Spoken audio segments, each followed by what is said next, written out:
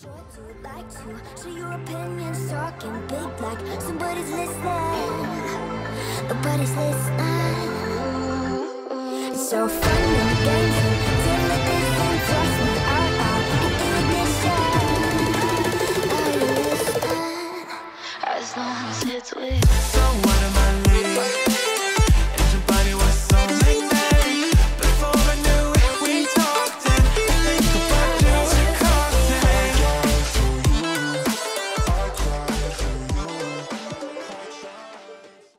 Morning guys. Meron tayong ulit dumating na mga basketball shoes, no? Ngayon from Puma. Then itong shoes na to is isa sa mga hinahanap. Maraming naghahanap nito eh. Lalo na yung mga unang version nito, yung original na version nito, yung Puma Clyde All Pro. So ito yung unang version ng Clyde All Pro. Yan, nakikita nyo sa screen. Okay, so yung Clyde All Pro na yan, ginawa ng ng Puma, no? Kasi mostly yung design na yan is intended for siya, pang indoor lang talaga kasi medyo yung outsole niya is medyo manipis. Hindi siya hindi siya masyadong makapal. So ang ginawa ng Puma is gumawa sila ng version na medyo mura at saka yung outsole niya medyo makapal na, no? So ang tawag doon is Puma Clyde All Pro Team Basketball Shoes. So ito yun guys, papakita ko sa inyo. Ito yung pair, ito yung laman din yan. So itong shoes na to is 5,500 pesos yung SRP. Pero wala naman siyang pinagkaiba doon sa 6,500 na SRP. Yung puti, ganito rin siya, pero ang pinagkaiba lang is yung dito niya is puti. No, puti. Ito black. Binago lang ng presyo yon, pero yung ng Puma, pero yung totoong presyo niya talaga is 6,950. Yan talaga yung nasa kahit pumunta ka sa mga Puma store, ganun. Tapos ito, yung all black naman, pati yung dito, ito lang yung nilabas nila na 5,500. Ang kagandahan dito, compare mo dun sa unang nalabas na pinakita ko dyan kanina, makikita mo na yung materials, hindi na siya katulad nung una. Kasi yung una, medyo maganda talaga yung materials niya, no? Ang pinagkaiba lang nila is yung sizing. Ang sizing nung una is mag-half size up ka. Kasi medyo maliit yung sizing nun. So, medyo, pag nag-size 10 ka, medyo talagang masikip pa, no? Dito true to size ka. Kung anong size mo sa Nike ng mga hindi snug fit na shoes, mag true to size ka, size 10 ka. No need ka na mag-add dito kasi makikita mo yan sa forma pa lang, talagang aside from being parang bulky siya tingnan, is yung dito mo talaga is binigyan ng pansin ni to na medyo lumapad ng konti ni Puma. So, sakto siya. So, true to size siya. So, all in all, makikita mo ito. Yan. Ito yung pares ng Puma Clyde All Pro Team Basketball.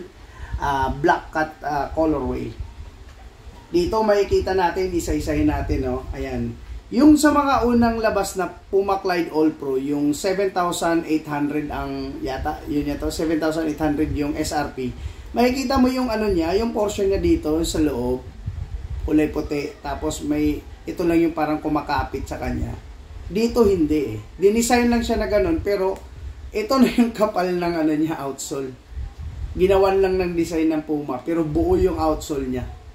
Hindi na yung katulad ng una, iba-iba yung kulay dito, ibang portion, nakadikit, ganyan. Pero dito makikita mo, isa lang. Ginaya lang yung design nung una, pero all in all, lahat sila buo. So, ito na yung kapal ng mo, ng spike mo. So, ginawa to ng Puma para itong shoes na to is pwede siyang ilaro outdoor. Yung isa pwede rin naman, pero madaling mapudpud yun. Ito talaga. Pwede siyang pang outdoor games na basketball. Ang pinagkaiba pa nila, yun nga, about sizing at saka yung dito, yun yung binago ng Puma. Then, yung mismong pagka Puma Clyde All Pro Basketball, ganito lang yung ano niya. May rubber dito, tapos yung Puma sign logo niya dito is parang paint siya na ano eh, rubber paint ang nakalagay, parang rubber paint siya, ayan o, puti, nilagyan lang ng ganyan, tapos nakadikit. Yan, yun yung pinagkaiba nila. Simple lang to, yung materialis niya compared mo dun sa isa. Kasi yung isa talaga pag tinignan mo, iba-iba kulay nun eh. May yellow, may dominant yellow, may blue, may purple pa nga eh.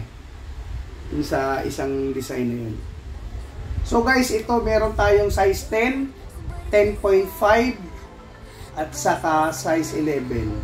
Isang pair ng size 11, dalawang 10.5 at saka dalawang 10. Guys, for only 3,995 pesos, makukuha nyo na to, no? Visit nyo lang BCA Sports, yung online store ko. Then message me kung interested kayo. Sana abutan nyo pa itong sapatos na to. Hindi kayo magsisisi guys, maganda, sarap sa paa, tsaka yung support niya okay, makikita naman natin. Ito pa lang dito, makapal din dito niya, hindi Pilipin. So guys, yun lang. Sana makakuha kayo ng pair ng Puma Clyde All Pro Team Basketball. Bye.